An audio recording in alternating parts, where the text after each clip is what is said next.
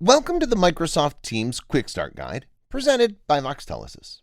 In this video, we'll demonstrate how to update your phone numbers for your Teams users from the Voxtelesys portal. You'll no longer need to use PowerShell. Go to portal.voxtelesys.net and log in. From the portal dashboard, click on Microsoft Teams. If you're currently logged in on your browser, it will default to that user or account. If you're not logged in on your browser, click on the Teams Login button. If you need to change accounts, log out and into the correct account and refresh the Voxtelesys portal. Click on the Edit icon next to the user you wish to modify.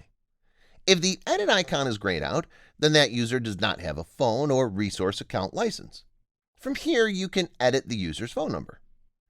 Please note that we're currently working on implementing an updated 911 routing for Teams tenants. The emergency address is currently not in operation. Click on OK when you're finished. Next, verify the changes took place on the portal and also on your Teams account. Please note that changes in Teams take some time to update on their GUI. Congratulations!